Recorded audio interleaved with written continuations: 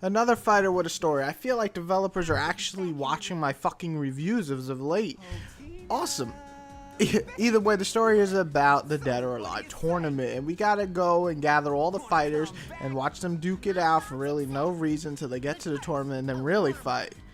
Sure, there's really not much of a story, but at least there is one. The story is drawn out though. You'll get a story section for each character, and they all collide with each other somehow, and it's just doesn't make sense most of the time, but they all do anyway, and that's how they get to the tournament.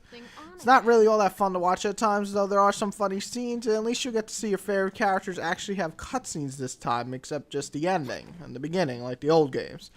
The voice acting is laughable at best, but I'm sure you already saw that coming. This is a fighter. Still, having an actual story is nice to see every once in a while. For haters of the story, you can easily skip the shit out of it, so shut the fuck up. For fans of watching cutscenes and at least getting them in this game, well, they're 90% silly, but at least they're there, and that's something new. Or at least nice, even though it was in the 3DS version. Your associates wouldn't be interested in entering a tournament, would you? Tournament? It's for publicity. Doetek has a new leader.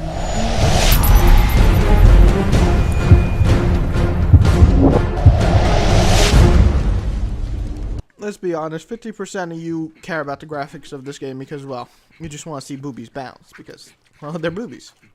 Graphics in the cutscene are pretty much top-notch. The ones in the gameplay are also pretty kick-ass. More destructible environments, great lighting, swift and slick-looking animations are always a plus.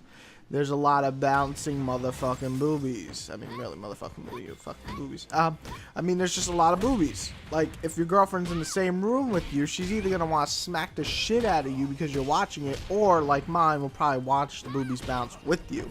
Either way, there's plenty of fan service with the boobies here, so enjoy. But there's no dick, so. Girls, I'm sorry.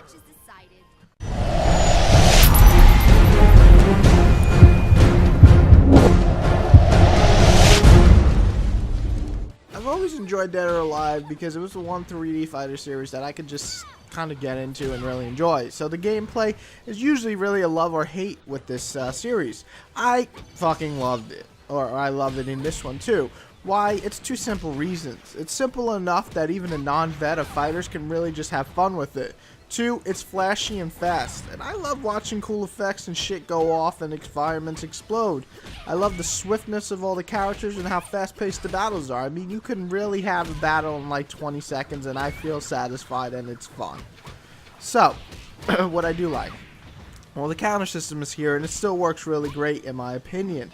You have the option to abuse it, but if someone really tries to, you could just knock them in the balls. I mean, literally, you just have to press that direction that the counter is not doing. In this game, you basically have to press the direction of the move that you want to counter. So, a mid or high jump, you put back and counter, or up and counter, mattering if it's a high or mid, or then low and counter. So, you have to actually kind of read the person's fighting style.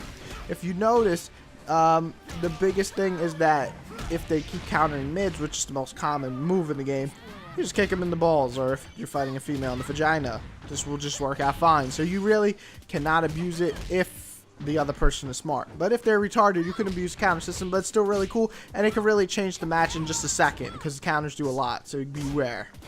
There's plenty of combos to master, which is nice. However, like I said, for non-fighting fans, you can just dig your teeth into this title because you can just have fun just smashing the shit out of buttons or learning a few moves. But at the same time, you definitely can learn the mass amount of combo lists that they give you.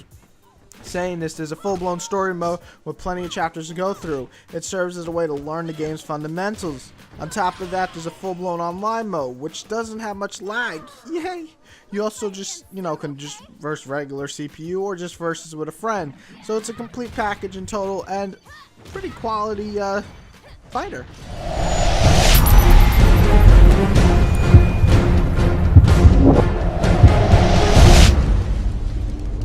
So you're probably wondering, wow, this kind of sounds like Whitey enjoyed it. Well, I really did enjoy my time with Dead or Alive 5. It's not perfect. It's a silly story. The fast-paced fights might not be the best for some, or a little too fast for some. That's what she said. Counter system can be abused, and there's lots of moves to learn, and not so much for vets, I guess, if you want to count like a Virtua Fighter title. But all these, though, are faults that really didn't affect me, or just one-sided for some people, and so on. If you're looking for a fast-paced battle with lots of cool animations, swift fighting, lots of boobs flying, online, and a full-blown single player, then, well, this is the fighter for you. I award Dead or Alive 5 and 8. I think it's a great title. You should check it out, even if you're not a fighting fan. But if you are a fighting fan, I still think you should check it out. If you hate it, well, too bad for you. Boobies in your face. Yep. Now just remember to take a moment to like, subscribe, and comment. Thank you, guys.